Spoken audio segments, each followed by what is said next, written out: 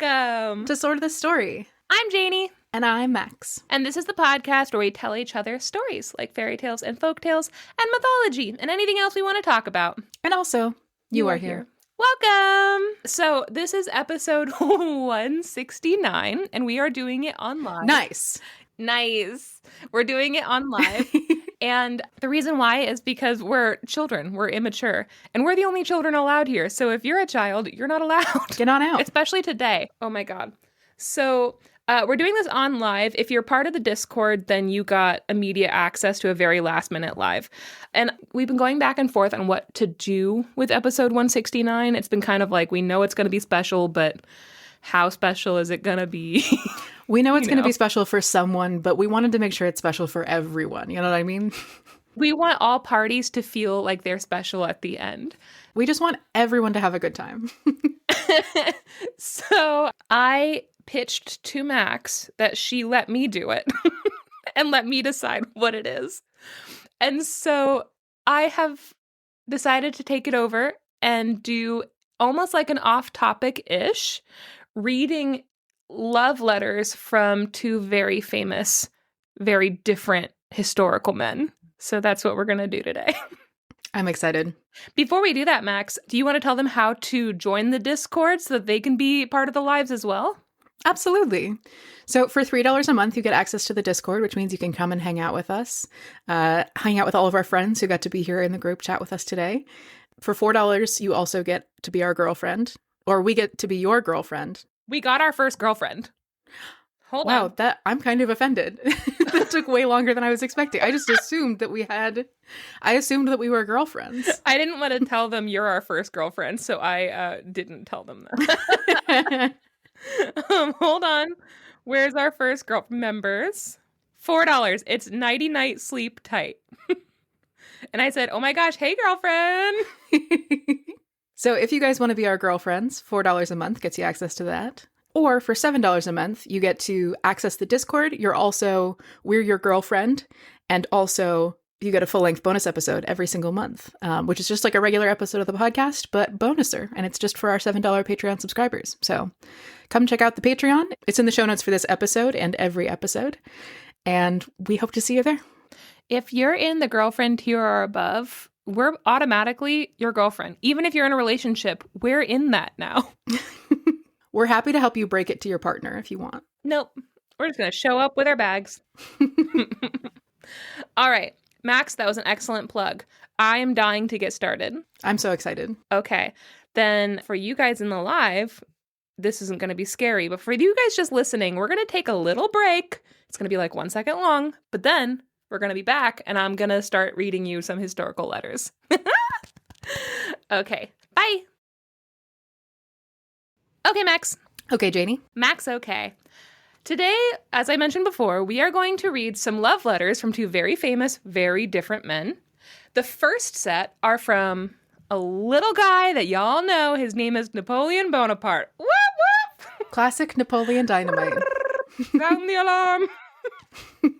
Fun fact, my dad's middle name was Napoleon, which crazy. His name was Clarence Napoleon. That's such a weird old grandpa name. That is a very weird old grandpa name. That's my native grandpa. For some reason, they all have French names. So the first set of love letters are from Napoleon Bonaparte to his wife, Josephine. And this is perhaps the best example of anxious attachment married to anxious avoidant I've ever seen. And you're going to see why. But just a little bit of history about Napoleon Bonaparte. Napoleon Bonaparte was a French military leader and an emperor like a self-appointed emperor, who conquered a huge stretch of Europe in the 19th century. After he rose to the ranks during the French Revolution, which is, if you guys don't know, the revolution that ended with Louis XVI and Marie Antoinette getting their head chopped off via guillotine. After that, he staged a coup d'etat and he crowned himself emperor in 1804.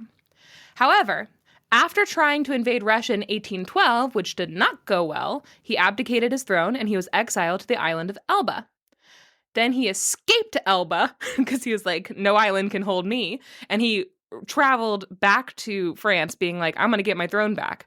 But in 1815, he went to the Battle of Waterloo and he was crushed like a bug. And they brought him back into exile and he died at 51.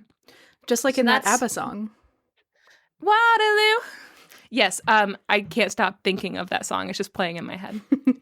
In 1796, when Napoleon was only 27 years old, he married 33-year-old Josephine de Barnay.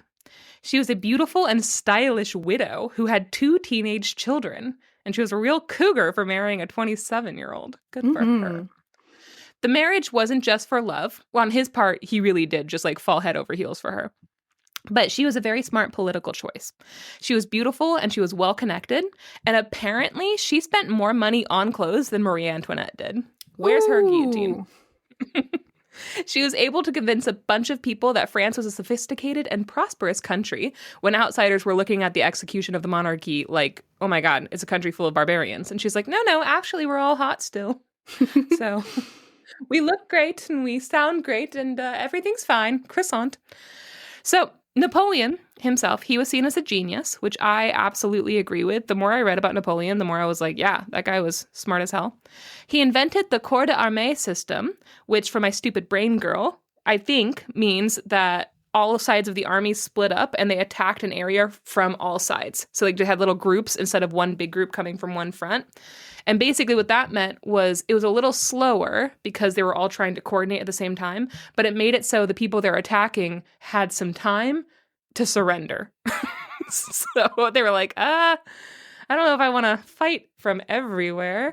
And so usually it ended with their armies not having to fight at all, which saved a lot of bloodshed and also meant that he won a lot more battles than anyone else did. And now that's kind of like a normal way of fighting. Like that was adopted by everyone because it was so effective. This next thing that he's credited with, the Vox article I read made this seem like a positive. Just know that I don't particularly view this as a positive because, you know, I don't know, history. He also basically created modern archaeology when he invaded Egypt, and he is credited for discovering the Rosetta Stone, which made it possible to decipher hieroglyphs. So take that as you will. Yeah. On the one hand, the Rosetta Stone is like a huge historical thing that helped us to understand perspectives from millennia ago and everything. But on the other hand, that's some colonizer shit, and we don't support that. That's some colonizer shit. Being like, he discovered modern archaeology when he invaded Egypt, and then the Victorians ate all the mummies. So, like, who's the barbarians for real? They ate all of them. They powdered them and they ate them because they thought it would make them hotter. Guys, we don't have mummies because the Victorians ate them all. Anyway, Bonaparte, come on. Right after they were married, and before as well, Josephine had several affairs. She didn't really hide these, maybe because Napoleon was off at war so much, and she was like, I get to do what I want. Other articles were like, she's French, and basically gave like a shrug emoji. So maybe it's because she's French. I don't know. Turns out Napoleon also had about 22 to 24 mistresses, and he had a couple of illegitimate children. So like they were having lots of affairs. But they were married for 13 years, and from Napoleon's letters, he was super into her the entire time they were married. I'm going to read you some of his letters to Josephine from February 1796 to February 1799, just so you can get an idea of the nature of their love, especially in the beginning. So that's the first 2 years of their marriage. And I want to make a note. I edited these down to make this shorter. Otherwise, we'd be here for the next 2 years because Napoleon writes a goddamn lot. Also, Josephine's alleged responses will be talked about at the end. So just prepare yourself. You're not going to hear her perspective until the end. Good? Real quick, we've got a couple of questions in the chat about the Rosetta Stone. I haven't done research about this, but just so you guys know, the Rosetta Stone is the same passage inscribed in hieroglyphics and then in 2 other languages that are not dead languages. So it was like basically like Old French, I believe, and like Old Latin. And so they were able to use that to kind of translate from one language to another to hieroglyphics to see, like, understand the meaning of the hieroglyphics and then use that as like a decoding method in order to understand ancient hieroglyphics around the world. Or not around the world, but in Egypt. Yeah, the Rosetta Stone was just a way to decode, and if they hadn't found it, they wouldn't have been able to interpret anything. Yeah. Ooh, good questions. All right, are you ready? Yes, I would also like to note that in the chat we have a question of How does anyone even have enough time for that many people? Do they have a schedule, a Google Calendar? How do you find that many people that you like enough? How do you find that many people that like you? Listen, Mouse, Nora, Grunch. All Everyone, really good we like questions. And I don't have the time or energy. That's actually a good place for me to put their pictures. Here's what Napoleon looked like. I can kind of see that. He looks like the manager of an Apple store. Yeah, he's got like a receding hairline, and those high-waisted white pants aren't doing much for him. And he looks like he's like holding his, but I know that's like the way you stand, but like it's not great. And there's Josephine. And she's pictured. I thought that was a dog next to her, and I loved her, and it turns out that's just her jacket. I can't see her face, but her dress is magnificent. Yeah, that's her empress thing. And also, I guess it's like mean to call that a jacket. I think that's a cape. I think it's like a monarch like cape. Anyway, the point is that she's hot and he's awful. Every straight couple I've ever seen. Honestly, what's wrong with the straights? Okay, February 23rd, 1796. His first letter that I have to Josephine. My waking thoughts are all of thee. Your portrait and the remembrance of last night's delirium have robbed my senses of repose. Sweet and incomparable Josephine, what an extraordinary influence you have over my heart. Are you vexed? Do I see you sad? Are you ill at ease? My soul is broken with grief, and there is no rest for your lover. But is there more for me when, delivering ourselves up to the deep feelings which master me, I breathe out upon your lips, upon your heart, a flame which burns me up? Ah! It is this past night I realized that your portrait was not you. You start at noon. I shall see you in 3 hours. Meanwhile, mio dolce amor, accept 1,000 kisses, but give me none, for they fire my blood. N.B. So, what I garnered from this is that she wakes up at noon, and I think that's hot of her. They're not married yet, by the way. They're just fucking. And he's already writing her notes before she wakes up. The French. Yeah, wrapped around their finger. Napoleon married Josephine on March 9th, and he left France to command his army on March 11th. So they really did not have a long honeymoon period at all. He wrote her this from the front on March 14th, 1796. Every moment separates me further from you, my beloved, and every moment I have less energy to exist so far from you. You are the constant object of my thoughts. I exhaust my imagination in thinking of what you are doing. If I see you unhappy, my heart is torn, and my grief grows greater. If you are gay and lively among your friends, male and female, I reproach you with having so soon forgotten the sorrowful separation 3 days ago. Thence you must be fickle, and henceforward stirred by no deep emotions. Write me, dear, and at full length, and accept the 1,001 kisses of your most devoted and faithful friend, Napoleon. A little jealous. By the way, he writes her every day. I'm not reading every day, but just know he writes her every day. Sometimes multiple times a day. Get a hobby. His hobby is Josephine. April 3rd. My unique Josephine, away from you there is no more joy. Away from thee the world is a wilderness in which I stand alone and without experiencing the bliss of unburdening my soul. You have robbed me of more than my soul. You are the one only thought of my life. When I am weary of the worries of my profession, when I mistrust the issue, when men disgust me, when I am ready to curse my life, I put my hand on my heart where your portrait beats in unison. I look at it, and love is for me complete happiness, and everything laughs for joy, except the time during which I find myself absent from my beloved. April 24th. To my sweet love. I have received your letters of April the 5th and 10th. You have been several days without writing me. What are you doing then? Yes, my kind, kind love, I am not jealous, but sometimes uneasy. Come soon. I warn you, if you tarry, you will find me ill. Fatigue and your absence are too much for me at the same time. So, what I gather from that is she wrote him twice since he left. And he wrote her every day, multiple times a day. Yeah. Yes. On June 15th, Napoleon accused Josephine, right before this, okay? Napoleon accused Josephine of going to Paris to cheat on him. Because I think his brother went and was like, hey, by the way, she's cheating on you. With like a lot of people, just so you know. And so he wrote her a letter and was like, hey, slut, don't do that. How dare you? And she wrote him back and was like, I'm sick. I'm not writing to you because I don't feel good. I'm in Paris because I'm sick. Don't yell at me. And this is his response to that. June 15th. I am nothing without you. I scarcely imagine how I existed without knowing you. I hate everybody who is near you. All my thoughts are concentrated in thy boudoir, in thy bed, on thy heart. Thy illness, that is what occupies me day and night. Without appetite, without sleep, without care for my friends, for glory, for fatherland, you alone. The rest of the world exists no more for me than if it were annihilated. I prize honor since you prize it. I prize victory since it pleases you. Without that, I should leave everything in order to fling myself at your feet. And he talks more, and then... Sure. 1,000 kisses on your eyes, your lips, your tongue, your heart. Most charming of thy sex, what is thy power over me? I am very sick of thy sickness. I have still a burning fever. Do not keep the courier more than 6 hours, and let him return at once to me, bringing the longed-for letter of my beloved. P.S.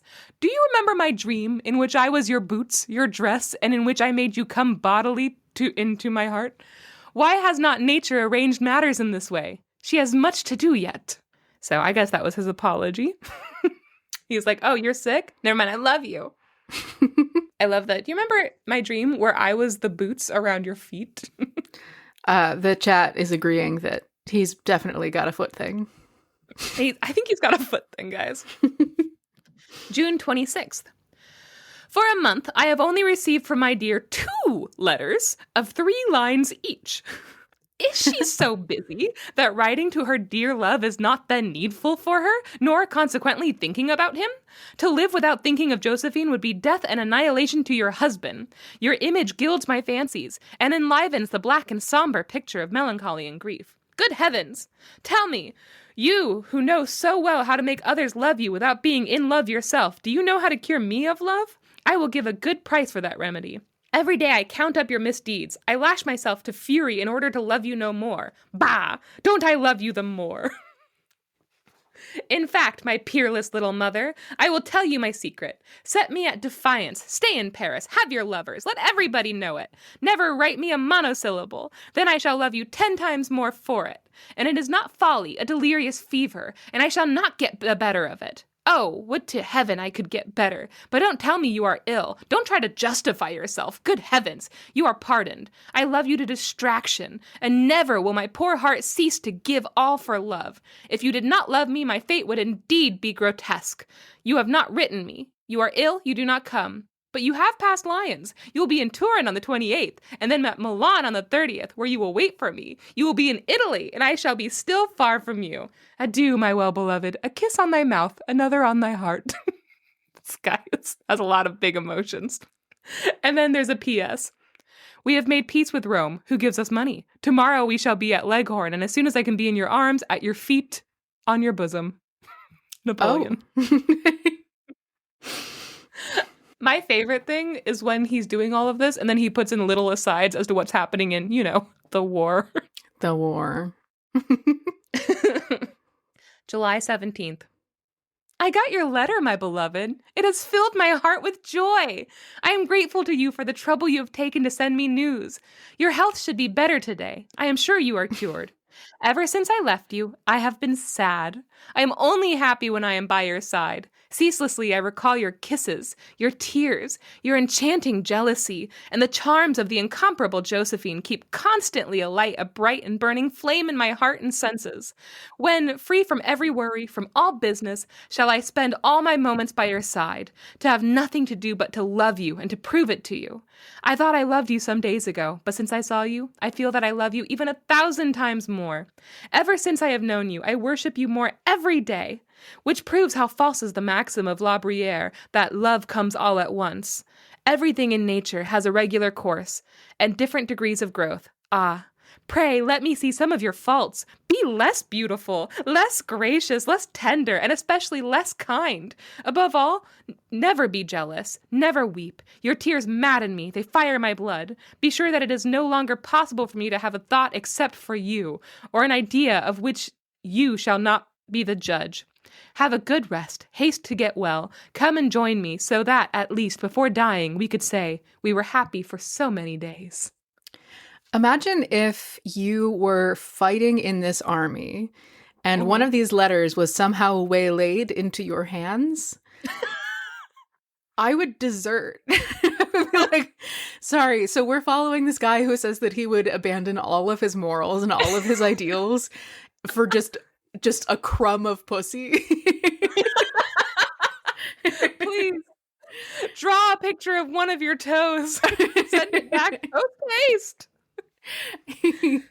We also, in the chat, we had, you said, thank you for sending me news of, and everyone, including me, was like, nudes? They don't have that technology, guys. They had nude portraiture.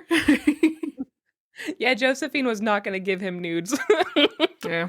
Josephine wrote him like 2 letters a month to his 72.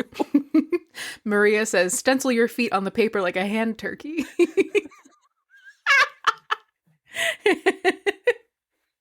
Okay, the next letter is a day later, on July 18th, my dad's birthday. Happy birthday, your dad. Happy birthday, my dad. The enemy made a general sortie on June 16th. It has killed or wounded 200 of our men, but lost 500 of its own in a precipitous retreat. I am well. I am Josephine's entirely, and I have no pleasure or happiness except in her society.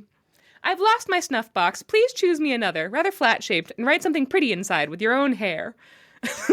1,000 kisses, as burning as you are cold. Boundless love and fidelity up to every proof. Before Joseph starts, I wish to speak to him. I don't know what that means. I just really love that we lost so many men today. Hey, I lost my snuff box. Give me some of your hair. You might have had ADHD. Okay. Listen, I've got ADHD and I've never said that to anyone. Okay. So at this point, it becomes clear in his writing that Josephine has become good friends with some of Napoleon's friends from the war.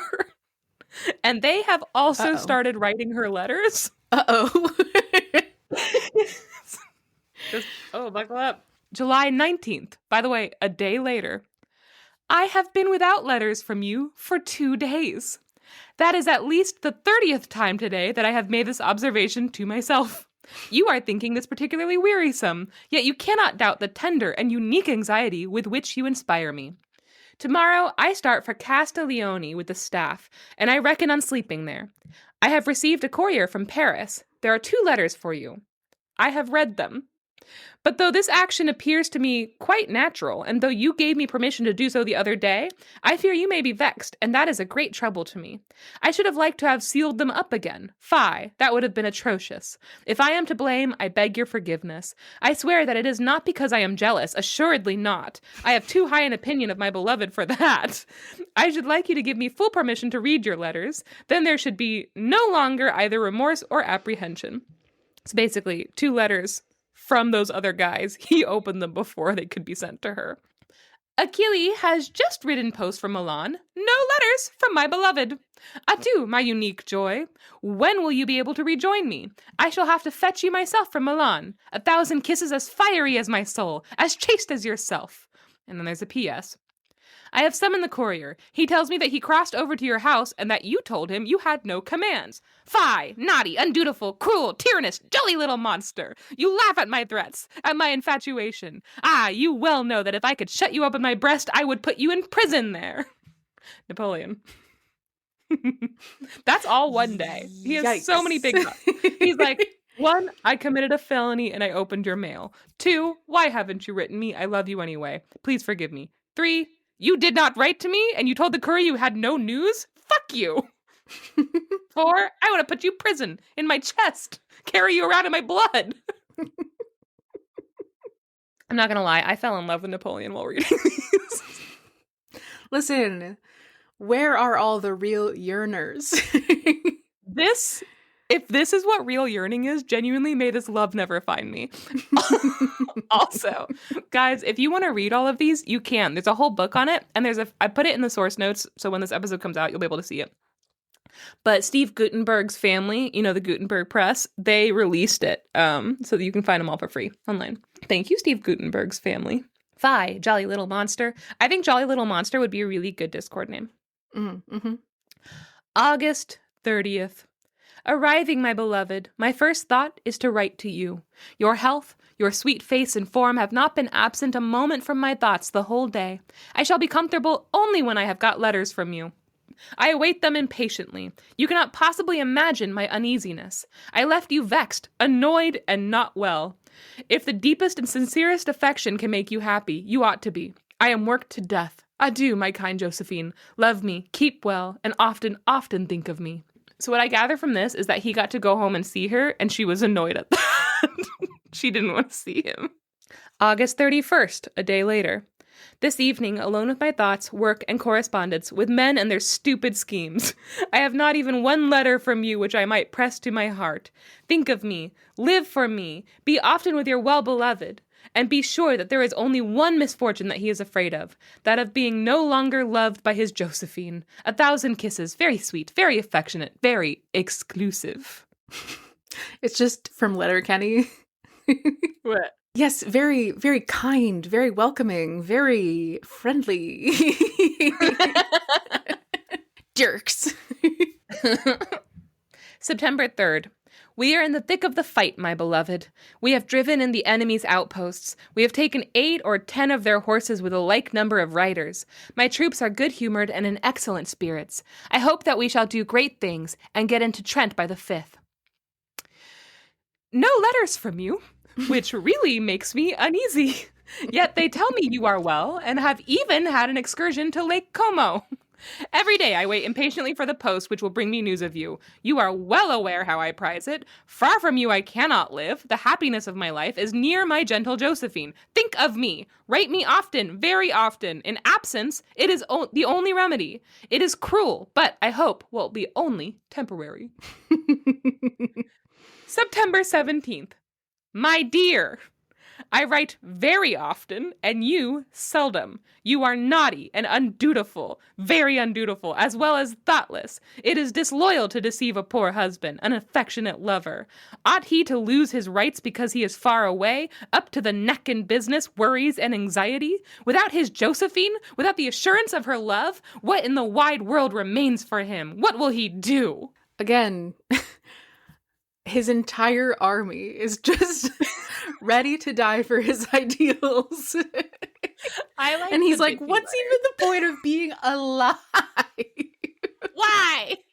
Nothing matters. I wish I was dead. I wish we were all dead. Send me a foot pic. A sock even. October 17th. Napoleon is sick. Birthday. It is after your birthday. There's a couple in there. I should have grabbed one from October 12th. I'm sorry. Janey, you don't even love me? I know. You hate me? Certainly not as much as this guy loves Josephine. So, Napoleon is sick. He complains of a cold all the time. Just so you know, he's constantly has a cold. And I believe he has a little bit of a man flu. Josephine also says she's sick a lot, and I think she's just getting laid. So just keep that in mind. Sick of getting laid so much. He's like, I'm sick of just throwing this pussy around. It's tiring. Okay, Napoleon is sick, and he was excited that he got some letters from Josephine, finally, until he read them. He says, your letters are as cold as if you were 50. We might have been married 15 years. One finds in them the friendship and feelings of that winter of life. Fie, Josephine. It is very naughty, very unkind, very undutiful of you. What more can you do to make me indeed an object for compassion? Love me no longer? That is already accomplished. Hate me?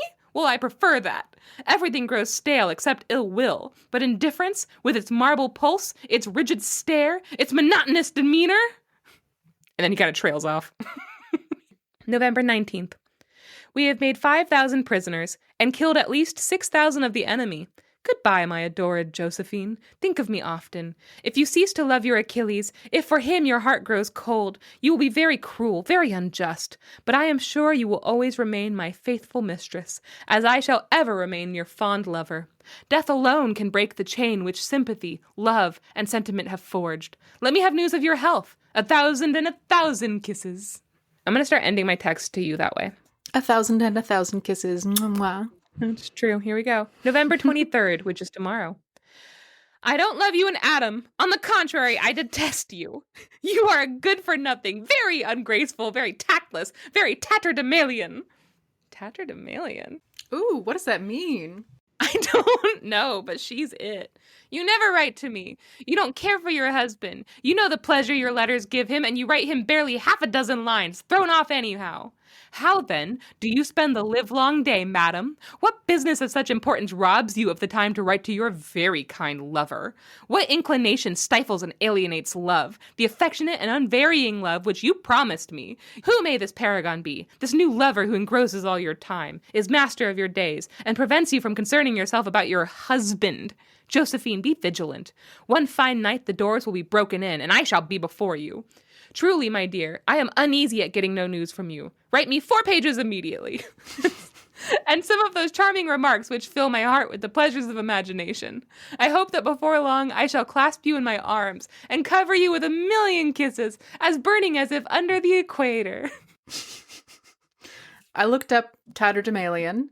As an adjective, it means tattered or dilapidated, or as a noun, a person in tattered clothing. So he was like, you ugly poor. And then he ended it with, I love you, 1,000,000 kisses. He upped his kissing quotient. Like, this guy, the whiplash, the emotional whiplash. November 24th, a day later. I hope soon, darling, to be in your arms. He has not gotten a letter back from her. He just yelled at her, and now he's just, like, right back in. I hope soon, darling, to be in your arms. I love you to distraction. I am writing to Paris by this courier. All goes well. Wormser was beaten yesterday under Mantua. Your husband only needs Josephine's love to be happy. November 27th. I get to Milan. I fling myself into your room. I have left all in order to see you, to clasp you in my arms. And you were not there. You gad about the towns amid junketings. You run farther from me when I am at hand. You care no longer for your dear Napoleon. A passing fancy made you love him. Fickleness renders him indifferent to you. Used to perils, I know the remedy for weariness and the ills of life. The ill luck that I now suffer is past all calculations. I did right not to anticipate it. I shall be here till the evening of the 29th. Don't alter your plans. Have your fling of pleasure. Happiness was invented for you. The whole world is only too happy if it can please you. And only your husband is very, very unhappy. I really... I feel bad for him. It's not that I don't feel bad for him. I don't feel bad for him. He deserted his army. I think he deserted his army. I think that what this is saying, he's like, I abandoned everything. And to your point, where's his army? This reads to me as, you know, those screenshots of like men being like, this bitch won't even respond to me. And it's like them sending messages to an e-girl where they're like, hello, my princess. I was thinking about you today. And then there's another message where it's like, all right, so you want to play hard to get, huh? And then there's another message that's like, well, if you think I'm impressed, you're right. I'm very impressed, and I think it's very hot. And then there's another message underneath that's like, all right, well, now it's not funny anymore. And then, like, a week goes by, and then, hey, are you up? Do you send nudes? Yeah. Yeah. This is very much giving e-girl and simp. I told my parents about this. They were in the car together, and I told my parents about this, and I was like, yeah, he did this, and I read him some of this, and my mom was like, he sucks. I was like, I thought you would sympathize with him a little more, and she's like, no, she sounds like she was busy. Yeah, like, get a life. Get a fucking life. I think I'm a little bit more sympathetic to Napoleon than anyone else has been. I kind of feel bad for him. I don't not sit, listen, in my first relationship, I was a very like anxious attachment kind of person where I was like, I have to know where you are all the time. If I don't know where you are, then it means that you're like dead. And And I had to like learn to get over that and like grow past that as a person. Yeah. And it's wild to be 27 years old and the leader of an army and not have had to grow past that yet. Okay, but also say what you just said. 27 years old and the leader of an army. He's going to be emperor before he's 30. Yeah. No, I guess not before he's 30, but in his early 30s. That's impressive. Yeah. Why am I doing this? Why am I defending Napoleon? Oh, Do were I you have a defending him? crush on I him? was saying I think that that is even more damning evidence. I'm like, you should not have this much responsibility if you cannot like have any kind of empathy for someone else's situation. Like, she's busy. You left her alone. She's got it. Cheating on him. He writes her every day. Okay. But he married her and then 2 days later left and was like, I don't even care what you do. That's not his fault. How many times did he cheat on her, Janey? He didn't. Okay, I will say he didn't start cheating on her until way later. Anyway, November 28th. By the way, they got married in March of the same year. Just so you know. November 28th. You have not had time to write me. I feel it intuitively. Surrounded. It's been one day since his last one. Oh my God. There are entire days where I do not get out of bed. The idea of someone being like, because you're cheating on me. I'm like, I'm literally just not writing maybe she just doesn't like writing letters. But also, here's what kills me. In the last one, he says, I went to Milan and I went into your room and you weren't there. I'll be there till the 29th. It's the 28th. And he's like, I haven't received a letter. You're still in her house. What do you mean you haven't received a letter? You have not had time to write me. I feel it intuitively. Surrounded with pleasures and pastimes, you would be wrong to make the least sacrifice for me. Berthier has been good enough to show me the letter which you wrote him. Oh no. My intention is that you should not make the least change in your plans, nor with respect to the pleasure parties in your honor. I am of no consequence. Either the happiness or the misery of a man whom you don't love is a matter of no moment. For my part, to love you only, to make you happy, to do nothing which may vex you, that is the object and goal of my life. I will say this is very recognizable language. Men have been the same throughout history. Be happy. Do not reproach me. Do not concern yourself with the happiness of a man who lives only in your life, rejoices only in your pleasure and happiness. When I exacted from you a love like my own, I was wrong. Why expect lace to weigh as heavy as gold? That's a good line. When I sacrifice to you all my desires, all my thoughts, every moment of my life, I obey the sway which your charms, your disposition, and your whole personality have so effectively exerted over my unfortunate heart.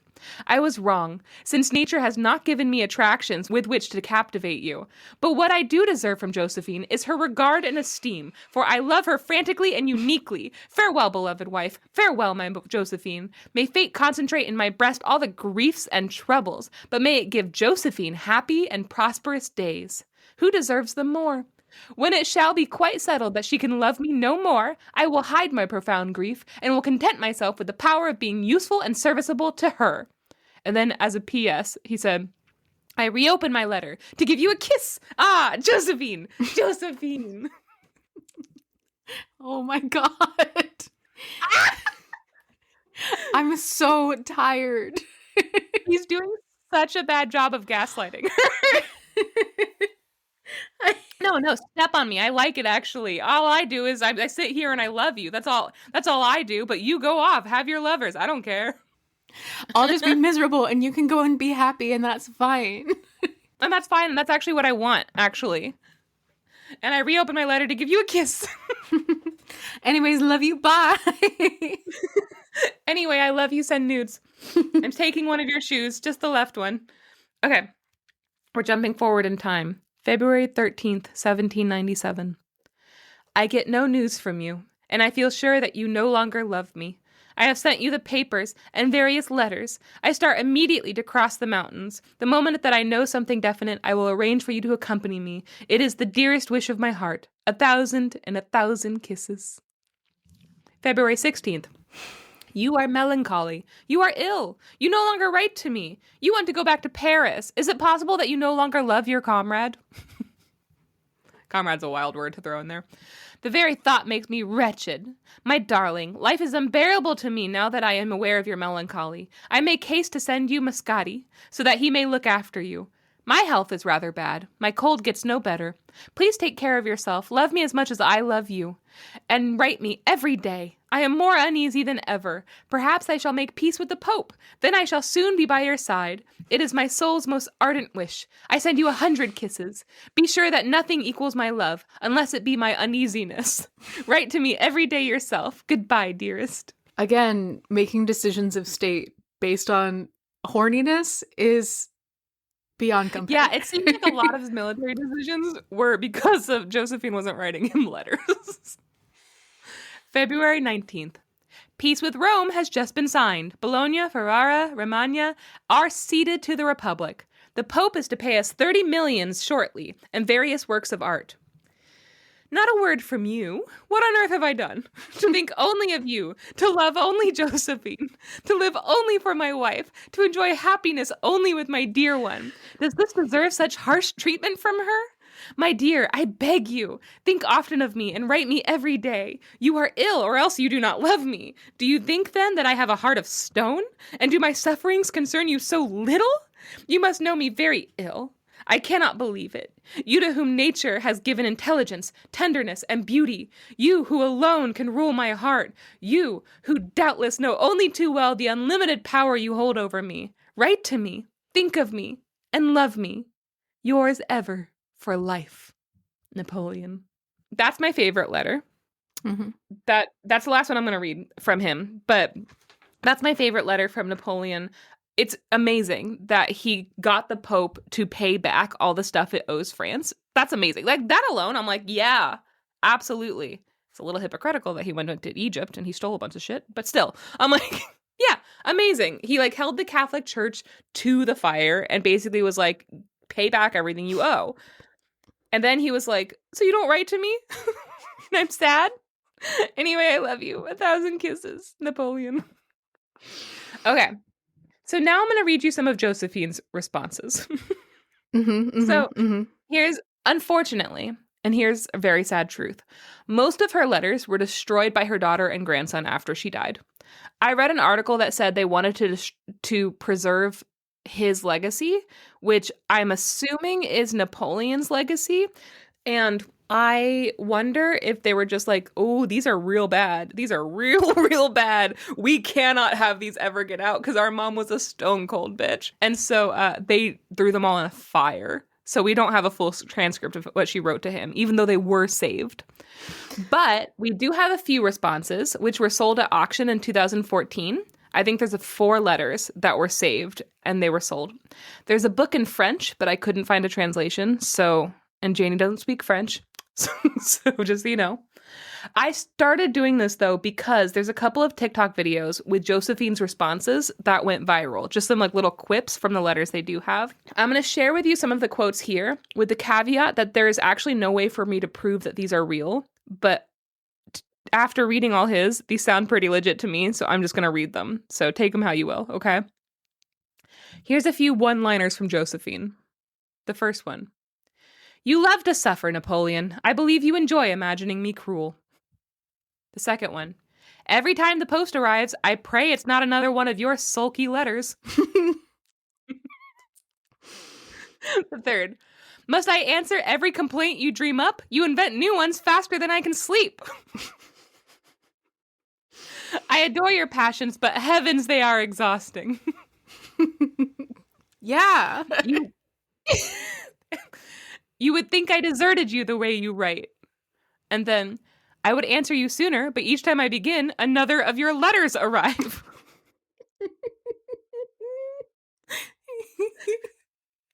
Your jealousy is as lively as your ambition. Neither ever rests. Damn, Josephine. This one is my favorite. You cannot imagine how amusing your sulks look on paper. Oof. Mamma mia. The next one. I do not love you less because I write you less. Perhaps I love you more because I think of you quietly.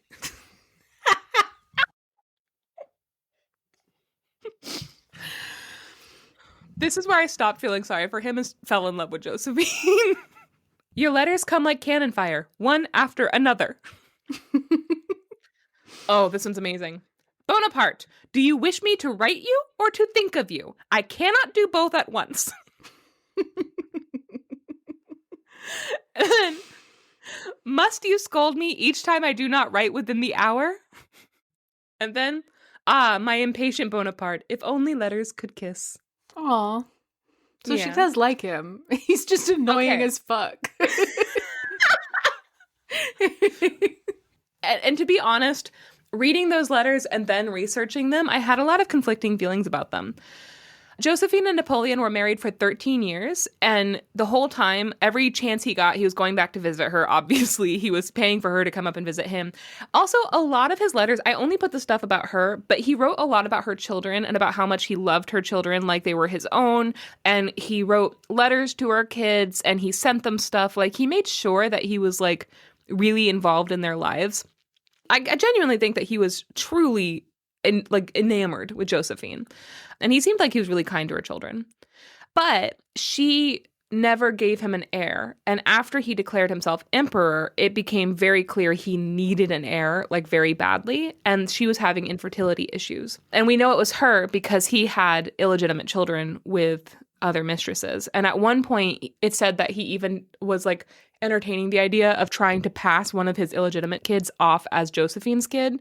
But in the end, he was like, honestly, that it has too many, like, you know, variables. Like, things could go so wrong, and then where would we be? So the infertility issues eventually caused a rift in their relationship. And realizing Josephine was never going to be able to give him an heir, he chose to divorce her and find a new wife who could. And that sounds very harsh, but he had this to say about it. He said, quote, I want her to keep the rank and title of empress, but I definitely do not want her to doubt my feelings and want her always to consider me as her best and dearest friend. So he made a public speech. Like, he talked to all of France, and he was like, we're getting a divorce. It's not your fault. You didn't do anything wrong. Mommy and Daddy love you very much. But she also gave her own speech about it. And basically her thing was like, we're sacrificing for France. Like, our sacrifice to you is that we're getting a divorce so that he can have an heir with his new wife, which is nice for them. Sucks for the new wife. Yes. But, yeah, I was just going to say, can you imagine being the next wife, just being despised by all of France? Also, this is just the 1700s version of conscious uncoupling. Now it's 1800s, but yeah, 1800s, absolutely. yeah. So he eventually married the 19-year-old Archduchess Ah, Marie-Louise. Napoleon. Max, his first choice was a 15-year-old. And Napoleon! they never wrote him back. So, well, listen, part of the reason why I think, I'm not giving him a pass for this, but part of the reason why he was going so young was because Josephine was 6 years older than him, and a lot of their fertility issues was blamed on her being so old. So she was 33 when they met. So he married the 19-year-old Archduchess Marie-Louise of Austria for political reasons. They were like, this is going to be a great match politically. And she did give him an heir. His name was Napoleon II within the year. So very fertile. But even with this new marriage, he still wrote letters to Josephine all the time. And he visited her in her home in Malmaison, which caused a lot of jealousy and strife for his new wife. She was like, I hate you.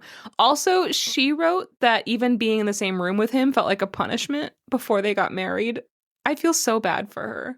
Josephine died from pneumonia on May 29th, 1814. But at that point, he had just lost a battle and he had been exiled to Elba.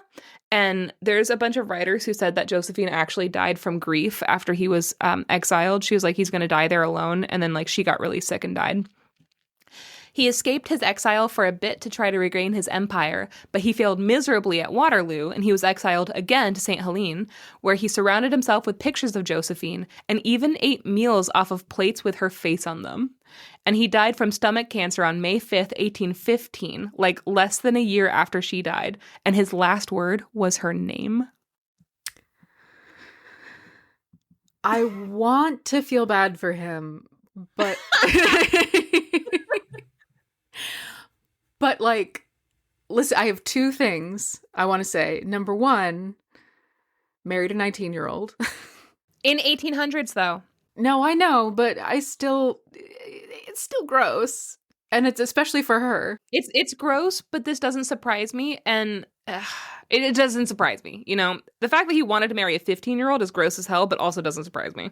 Two, I do wonder if the stomach cancer came from lead paint on the plates of Josephine. It was Josephine. Apparently he had...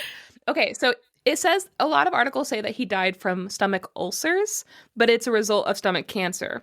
And apparently there is a family history of stomach cancer with this exact same type of death in his family.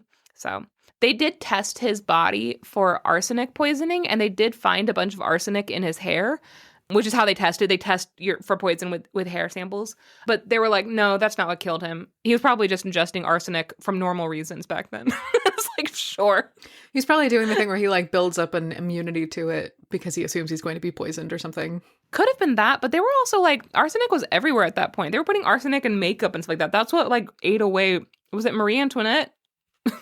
Or Mary Queen of Scots or something like that? Yeah. Like one of the rulers, like her whole face was like eaten off because there's like lead and arsenic in all of their makeup. Mm-hmm. I think it was just like easy to have arsenic poisoning. Disco Hedgehog says Queen Elizabeth I is the one who that was. That's it. Okay, so that's the end of my little spiel on Josephine and Napoleon. I do want to take a break and then come back, and I'm going to make Max read some of the next letters, and she has not seen them yet. And I have warned her that they are so filthy. They're so filthy. I wouldn't be able to get through them. So, can I guess who it is? Anyway. Can I guess? Yeah. Can I guess? Yeah. Who is it? James Joyce? It's James Joyce.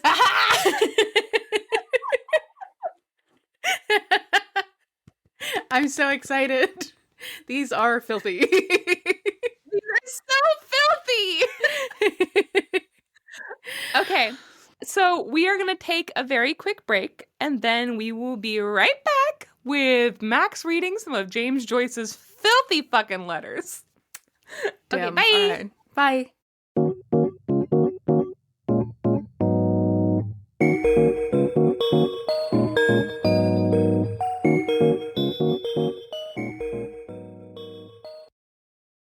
Okay, Max.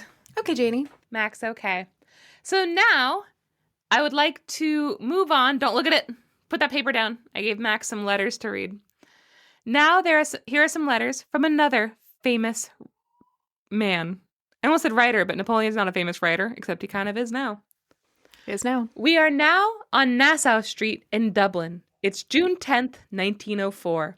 A 22-year-old James Joyce is walking down the street, blind as a bat, not wearing his glasses, which he desperately needs, and I don't know why he forgot them that day, when he bumps into a 20-year-old chambermaid named Nora Barnacle. Barnacle girl. Barnacle girl. James immediately asks her out on a date. He literally runs into her because he's blind as a bat, and he's like, hey, you want to go out with me? And she says, yes. No. He says, sure. But she stood him up because she wasn't serious. He wrote her a letter that day saying, quote, I may be blind. I looked for a long time at a head of reddish-brown hair and decided it was not yours. I went home quite dejected.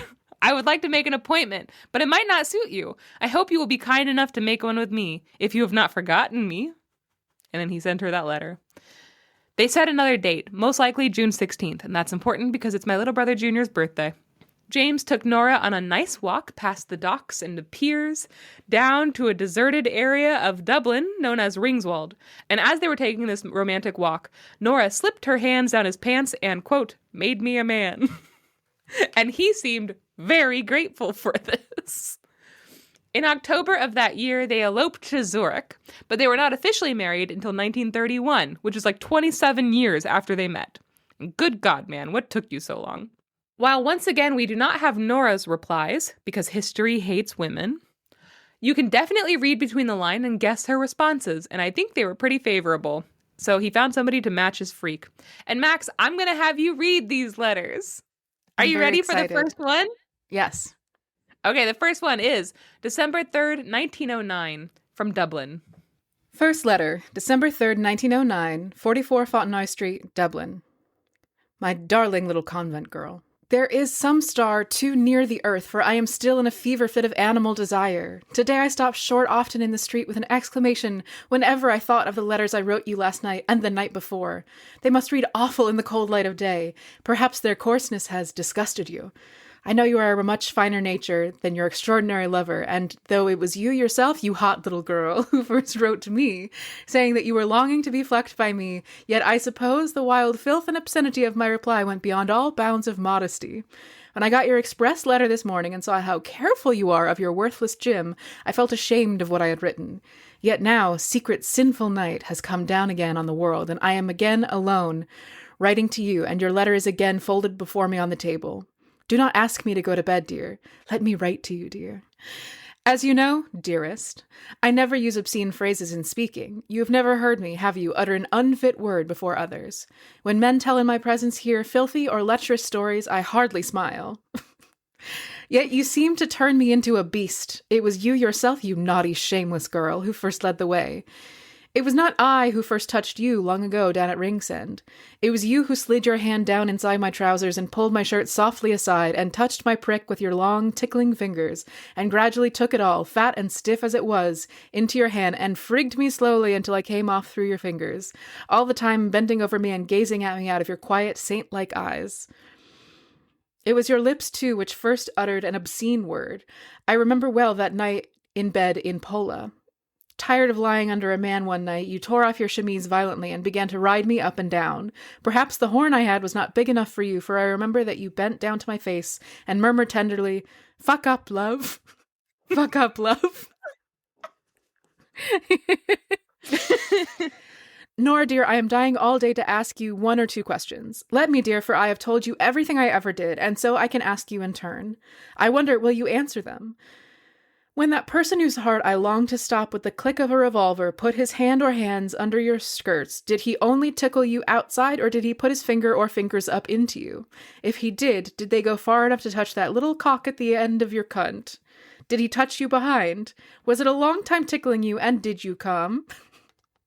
Did he ask you to touch him, and did you do so? If you did not touch him, did he come against you, and did you feel it? This is not going to end well. Don't ask these questions. You clearly don't want to know the answer. Another question, Nora. I know that I was the first man that blocked you, but did any man ever frig you? Did that boy you were fond of ever do it? Tell me now, Nora, truth for truth, honesty for honesty. When you were with him in the dark at night, did your fingers never unbutton his trousers and slip inside like mice? Ew.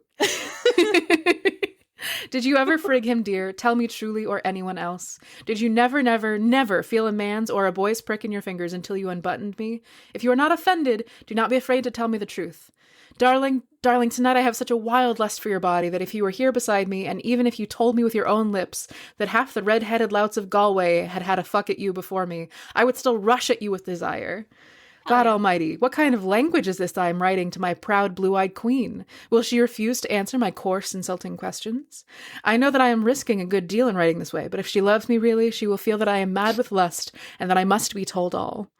Sweetheart, answer me. She can't... She's still reading the letter. This is a letter!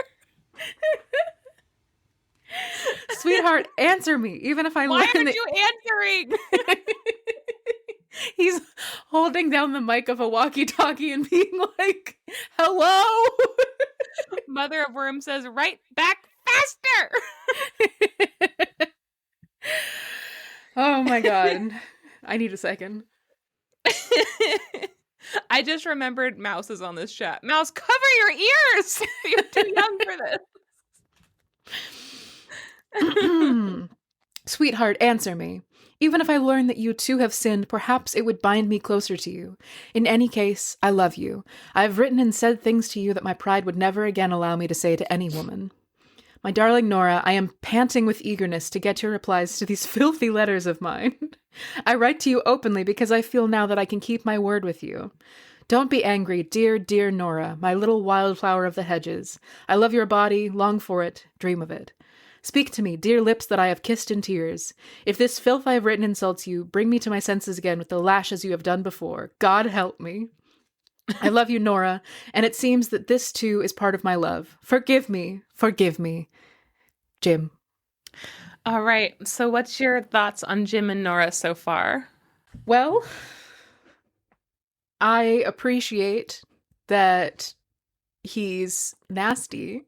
That he knows it.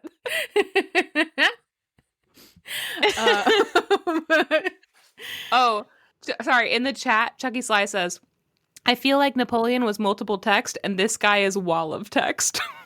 Yes, I agree. I absolutely agree. Including right back to me. Why aren't you writing to me right now? Hello? Maria says, we were talking about naming our new vulture Jim, and now I'm very anti that. Am I allowed to go to the next one? Yeah. Okay, so now we're going to our second letter, December 8th, which is 5 days later, 1909. Same 44 Fontenoy Street, Dublin. This is the infamous one that I would never be able to read, Max. Go ahead. Let me just put it on a little extra. Guys, I'm sorry. Prepare yourselves.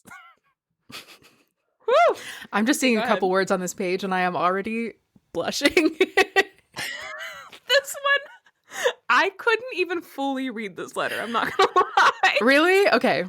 All right. I couldn't even alone read through it. All right. I'm going to vamp it up. This is going to be great. Everyone's going to have a great time. Second letter, December 8th, 1909, 44 Fontenoy Street, Dublin. My sweet little whorish Nora. I did as you told me, you dirty little girl, and pulled myself off twice when I read your letter. I am delighted to see that you do like being fucked arseways. Yes, now I can remember that night when I fucked you for so long backwards. It was the dirtiest fucking I ever gave you, darling. My prick was stuck up in you for hours, fucking in and out under your upturned rump. I felt your fat, sweaty buttocks under my belly and saw your flushed face and mad eyes. At every fuck I gave you, your shameless tongue come bursting out through your lips, and if I gave you a bigger, stronger fuck than usual, that dirty farts came spluttering out of your backside. You had an arse full of farts that night, darling, and I fucked them out of you. Big fat fellows, long windy ones, quick little merry cracks, and a lot of tiny little naughty farties ending in a long gush from your hole. It is wonderful to fuck a farting woman when every fuck drives one out of her. I think I would know Nora's fart anywhere. I think I could pick hers out in a room full of farting women. It is a rather girlish noise, not like the wet, windy fart which I imagine fat wives have. It is sudden and dry and dirty, like what a bold girl would let off in fun in a school dormitory at night. I hope Nora will let off no end of her farts in my face, so that I may know their smell also. Okay, pause. Pause. Obviously, the chat is going crazy. It's just a lot of no's. All right. So far, Max, thoughts on this? Would you find this romantic? In a way, I suppose. James Joyce is considered one of the biggest literary minds of his generation. Like, especially Irish literary minds. Like, he was revolutionary, right, in what he did for Ireland. And I just love Arseful of Farts being in his love letters. I love his description of the taxonomy of farts also. Merry little cracks. Jeffalo Jill is here. She says, turns out I don't know what romance is. Listen, I have a lot of respect for someone who's into weird shit and knows what they're into. That's true. Because I think that my automatic thing is to kink shame, except that no, I think that Nora is also into this, you know? Mm-hmm. And good for them. There's a lid for every pot. They found each other. The freaks. Go ahead. All right. Back in. All right. You say when I go back you will suck me off and you want me to lick your cunt, you little depraved blackguard. I hope you will surprise me sometime when I am asleep dressed, steal over me with a whore's glow in your slumbrous eyes, gently undo button after button in the fly of my trousers, and gently take out your lover's fat Mickey. Why are there so many buttons in your trousers? Lap it up in your moist mouth and suck away at it till it gets fatter and stiffer and comes off in your mouth. Sometime, too, I shall surprise you asleep, lift up your skirts and open your hot drawers gently, then lie down gently by you and begin to lick lazily round your bush. You will begin to stir uneasily, then I will lick the lips of my darling's cunt. You will begin to groan and grunt and sigh and fart with lust in your sleep. I hate hearing you say this. I made a mistake. I don't like Max's voice to this dirty letter. Then I will lick up faster and faster like a ravenous dog until your cunt is a mass of slime and your body wriggling wildly. Good night, my little farting Nora, my dirty little fuckbird. There's one lovely word, darling, you have underlined to make me pull myself off better. Write me more about that and yourself, sweetly, dirtier, dirtier. The biggest quote right now is fart with lust. In the chat. Also, not the slime. Mother Oh of my Worms God. says Max has fully disassociated. I wish. Jefflo Jill says, Max, have you thought about reading audiobooks though? LOL. Should I? Honestly, Max, I think you should. I genuinely think you should. I would not be able to get through these. I'm not cool enough. All right, so I genuinely do think two freaks found each other. Good for them. Yeah, absolutely. And I have one more letter for you. December 16th, 1909. This is still in their honeymoon phase. This is like right after they eloped to Zurich together. So, anyway. Have fun. Third letter, Max. All right. I'm upset that this one is less notorious than the second. That's true. Third letter, December 16th, 1909, 44 Fontenoy Street, Dublin. My sweet darling girl, at last you write to me. What? Uh-oh, Napoleon rears his head again. Oh no. At last you write to me. You must have given that naughty little cunt of yours a most ferocious frigging to write me such a disjointed letter. As for me, darling, I am so played out that you would have to lick me for a good hour before I could get a horn stiff enough even to put it into you, to say nothing of blocking you. I've done so much and so often that I am afraid to look to see how that thing I had is after all I have done to myself. Darling, please don't fuck me too much when I go back. I'm scared.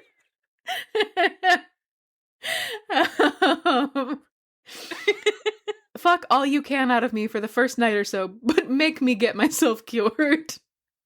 The fucking must all be done by you, darling, as I am so soft and small now that no girl in Europe, except yourself, would waste her time trying the job.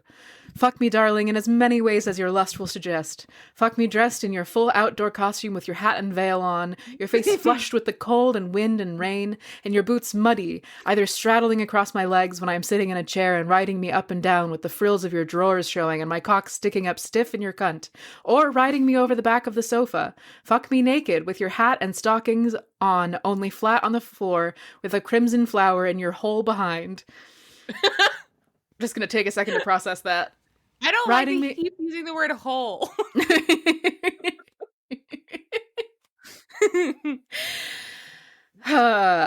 Fuck me naked with your hat and stockings on, only flat on the floor, with a crimson flower in your hole behind, riding me like a man with your thighs between mine and your rump very fat.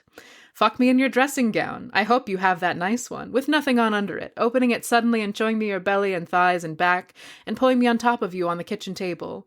Fuck me into you arseways, lying on your face on the bed, your hair flying loose, naked, but with a lovely scented pair of pink drawers open shamelessly behind, and half slipping down over your peeping bum. Fuck me if you can, squatting in the closet, with your clothes up, grunting like a young sow doing her dung, a big fat dirty snaking thing coming slowly out of your backside. Okay, that's coprophilia. That's coprophilia. James Joyce is into coprophilia. I don't mean to kink shame. But That's I'm a fact. It out. It's a fact. Fuck me on the stairs in the dark, like a nursery maid fucking her soldier, unbuttoning his trousers gently and slipping her hand into his fly and fiddling with his shirt and feeling it getting wet and then pulling it gently up and fiddling with his two bursting balls and at last pulling out boldly the Mickey she loves to handle and frigging it for him softly, murmuring into his ear dirty words and dirty stories that other girls told her and dirty things she said, and all the time pissing her drawers with pleasure.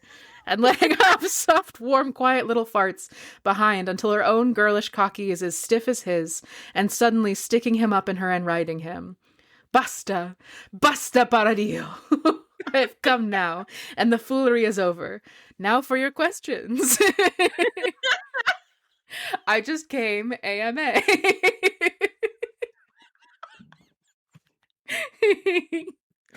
How do I make I just came AMA the title of this? Do I put a little asterisk over the A? We are not open yet. I send you some posters. We hope to open on the 20th or 21st. Count 14 days from that and 3.5 days for the voyage, and I am in Trista. This sounds like one of those SAT questions. I'm not ready. I need some downtime after I just came AMA. Mother of Worms says, "Dear God, man, now you're talking business. Don't worry, Mother of Worms. It only lasts for a second." Get ready. Put some warm brown linoleum on the kitchen and hang a pair of red common curtains on the windows at night. Get some kind of a cheap, common, comfortable armchair for your lazy lover. Do this above all, darling, as I shall not quit the kitchen for a whole week after I arrive, reading, lolling, smoking, and watching you get ready the meals, and talking to you. Oh, how supremely happy I shall be. God in heaven, I shall be happy there.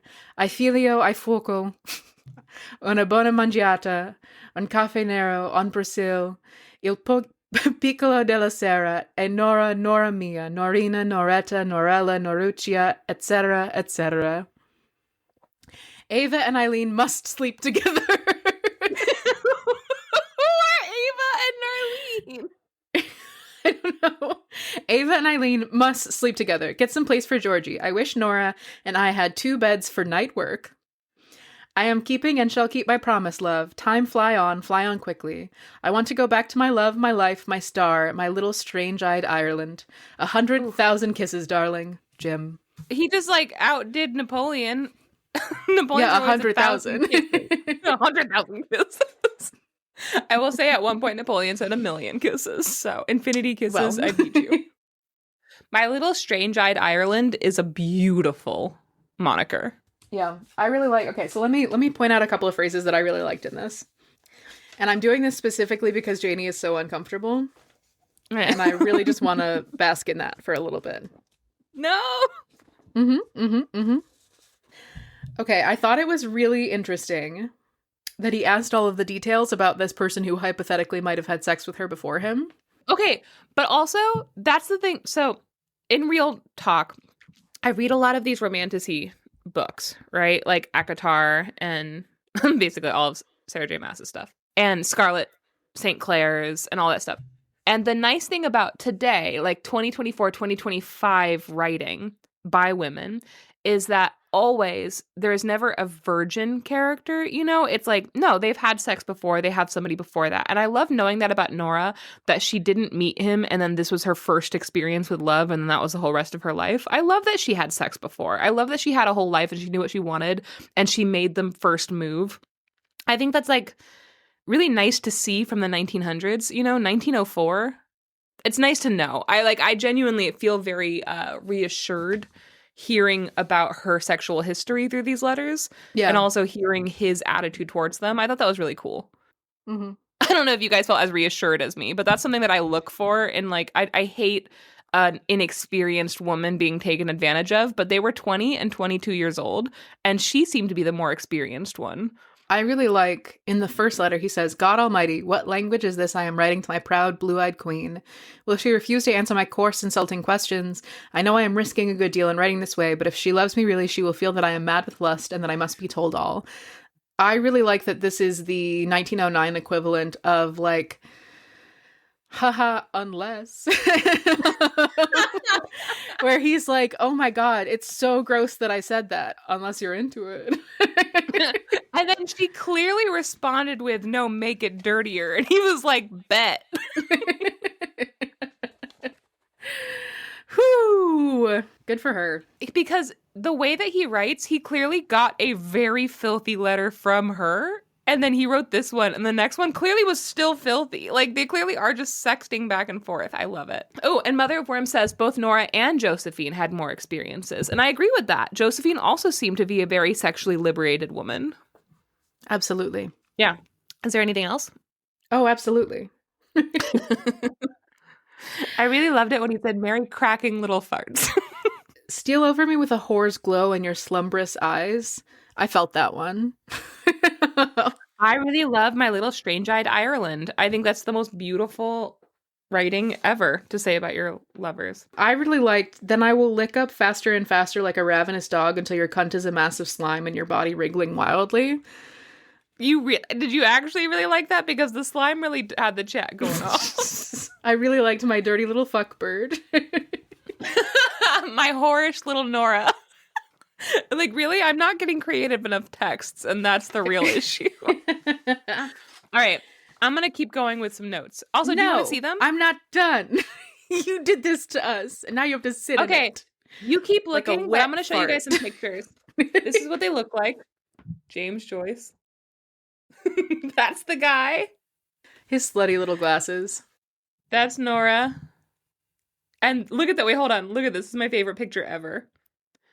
Those These weirdos. are these two dirty little fuck birds. I love that. I thought it was really cool and interesting that it's a very specific kink, I think, but he is showing in the third letter the kink of being like, ooh, and I'm so bad at sex. Wait, in the third one? Yeah, in the third one where he's like, I jerked off too many times and now I'm going to be so bad at sex and you're going to have to do all of the work. Yeah, he's like, no one else would even like give me the time of day because I've jerked off so much. Yeah, he clearly has a little bit of a, like, I want to be a worm kink, and he also clearly has a coprophilia kink, and she's matching those kinks. Good for you, Nora. I love that you can tell from this that he has a weird relationship with his mom. I mean, maybe. He definitely does. Perhaps. I also love that in the third letter, he goes through and is like, here are all of the rooms in my house and how we should have sex in them. That's creative. He's taking the burden of planning out of her hands. He's, he's got ideas. Here's my thing. This is 1900. It is so gratifying to me, especially in the midst of like, I grew up kind of adjacent to purity culture, like my parents were not into purity culture, but I grew up in Missouri where most of my classmates and all of my friends were very much like getting purity rings and going to purity balls where they signed a contract to their dad promising to not have sex before marriage and like being told they were going to go to hell with that. And thankfully, my parents were not like that. My parents did a very good job of raising me and talking to me very frankly about sex and being like, you don't go to hell if you have sex before marriage. Like, it's not a thing. My mom told me, maybe don't have sex in high school because high schoolers suck, which I think is valid.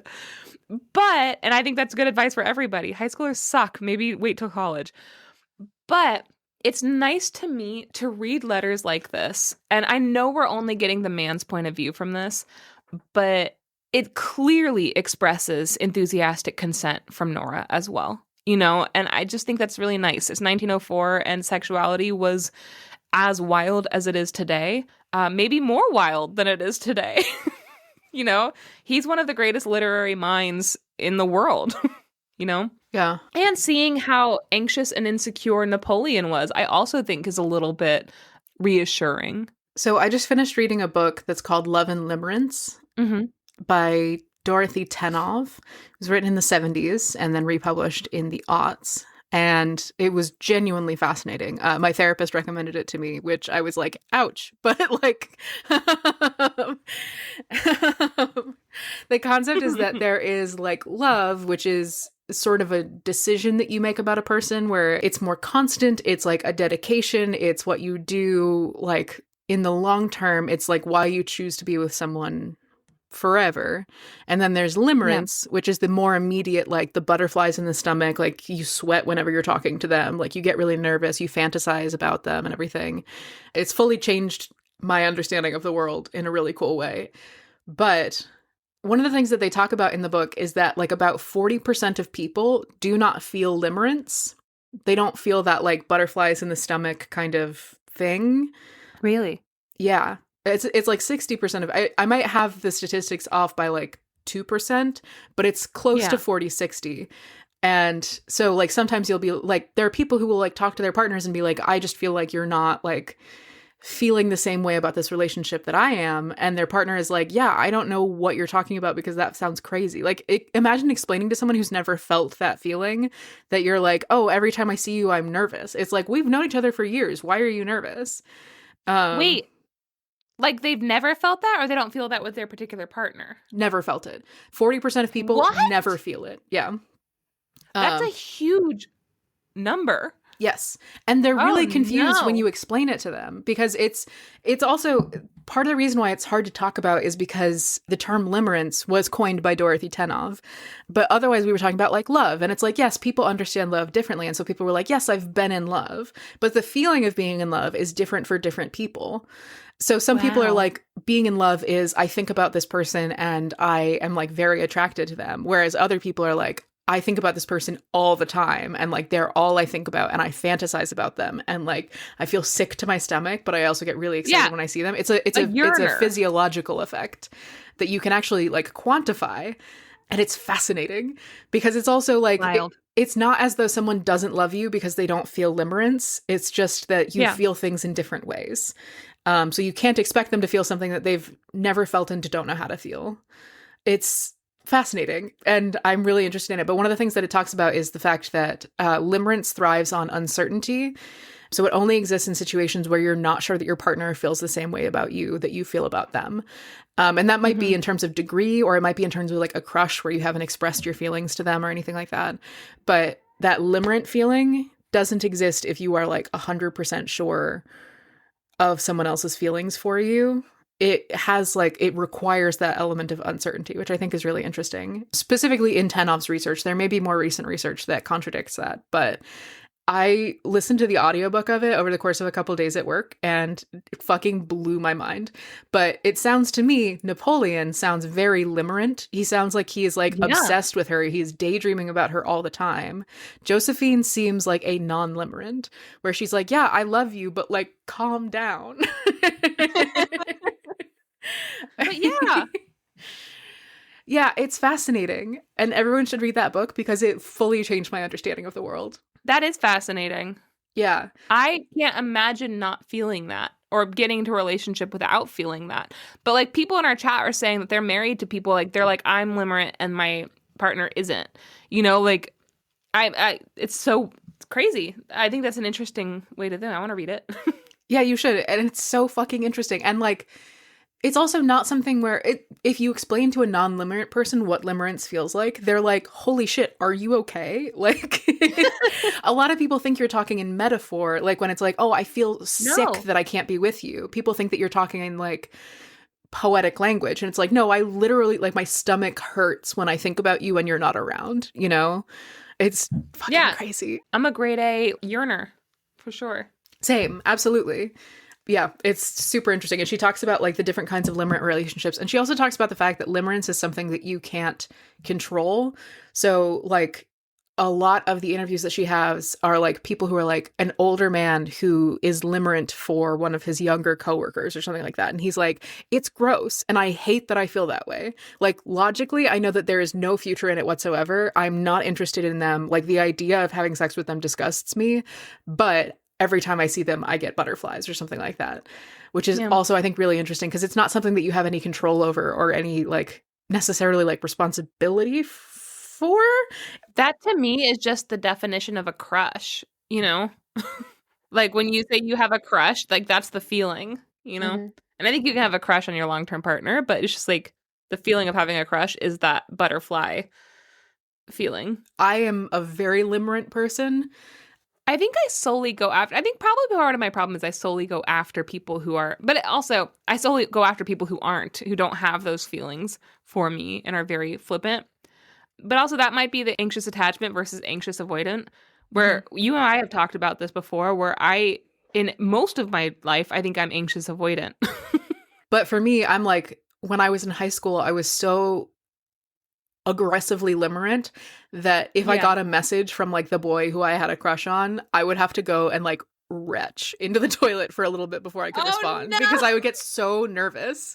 I was like, I would be like, oh my God, he was thinking about me when I was thinking about him. We're going to be together forever. And like, oh no. Yeah, it was so bad. Like I literally, when I was in high school, a couple of my friends got together this group chat where they were like, Max literally can't talk to boys because every time I tried to talk to boys, I would like flush and like sweat and I would not be able to talk. And it would like, even in like class, like boys who I wasn't interested in, I would like go to them and be like, hi, and so they started this group chat to be like, we needed to teach Max how to talk to boys. And that's actually how I met my first boyfriend, because each of them was like, everyone has to bring a boy. Everybody has to bring BYOB. Bring your own boy. Mother Worm says, I say this is a queer woman. Max, you so gay. It's true. I am. So true. As a queer woman, I'm so gay. Okay, can I tell you my last minute notes about James Joyce? Yeah. And Nora. Okay. While the dirtiest letters are, of course, the most famous, James and Nora wrote a bunch of love letters to each other for decades, and most of them were extremely loving and sweet, and some of them were dirty, but most of them were just like, just love letters, like talking about how much they liked each other. They had 2 children together, a son and a daughter, technically out of wedlock since they didn't get married for 27 years. They just lived in peace together, which I think is awesome. There was one big scandal in their marriage that I could find.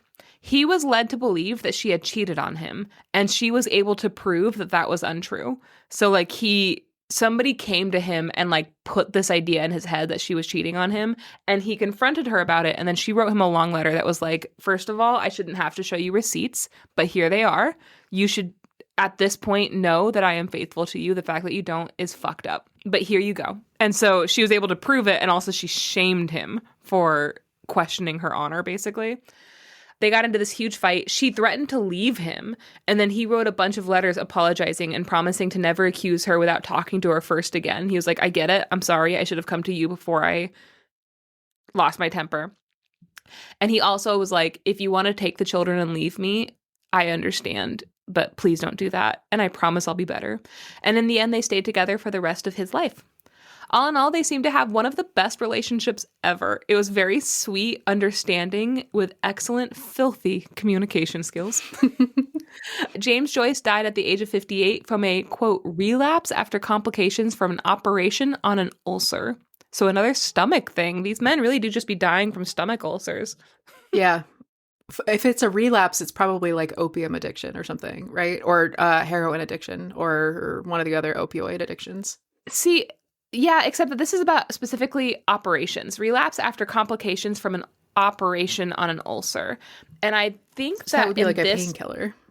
Yeah, well, I think that in this time period, it means that there was like he got a stomach ulcer again after they already operated on it. That's like what I read it as. I think that's just like a weird time period thing, but it also could be. I mean, 1900s. That would have fit the time period. Hannah's a nurse. She says, I think that just means complications from it. That's kind of how I read it. I didn't see anything about drug use. But yeah, all in all, they seem to have had a very sweet relationship. They seemed to be super in love with each other for their entire lives. Just sweet. I like their relationship. That was dirty, but I also think that the dirtier the letters, the stronger the relationship is. Yeah. The more gross you can be together, the better. At one point, Napoleon did tell Josephine, I'm home in 3 days, don't wash. So, just so you know, Napoleon also was a freak. Hold on, I'm going to look up some of Napoleon's freak languages. Hold on. We're having a conversation about limerence in the chat. Limerence is a very specific physiological reaction that you can look up the symptoms of. And should, because I think it's fascinating, because like every person agrees on the symptoms of this reaction. So if you're curious about love and limerence, read Dorothy Tannenbaum's book, or at the very least, like just look up the symptoms of limerence, because it's fascinating. And also my therapist and I agree that it should be taught in sex ed in schools, because like both of us were like, if we had known that this existed 10, 15 years ago, our lives would have been so much different. I didn't know that not everybody feels that. I know, that blew my mind. Yeah. Genuinely, it explains a lot about my relationships. I tend to go specifically for guys who don't seem to like me, but they might just not feel crushes. Who knows? I wish I could find this. Take your time. I return home in 3 days. Don't wash. Nasty. You write more fondly of your dog than you do of me. Should I bark to earn your affection? Yes, bitch. Bark. You have not written me for 4 days. Do you take me as a schoolboy? You should know the pain you caused me. 4 days, Josephine. You are not the Josephine I adored. You are a stranger wearing her perfume, holding her pen and writing nothing. Big fan. Big fan. I ended up loving Josephine at the end, but it was pretty crazy. Hannah says, bark like you want it. Of course, Janey, walk that man like a dog, Robert would love that. Listen, she has layers. She has layers. She need to walk that man like a dog. I like that. All right. All right, guys. Well, thank you so much for joining us for episode 169 of some truly filthy letters at the end there. We got some grade A yearning in this episode, and hopefully that satiated your guys' filthy little needs. If you guys want to see some pictures, I will put some pictures up on the Instagram. Everything is Sort of the Story, so you can find us anywhere. You can email us at sortofthestory@gmail.com. You can look at some of our sources and search for the stories at sortofthestory.com, our website. Join the Discord by joining the Patreon at the $3, $4, or $7 level. All of those are in the show notes, so come hang out with us. And go on to Apple Podcasts and review us 5 stars. Right now, if you haven't done it, go give us 5 stars. I want them.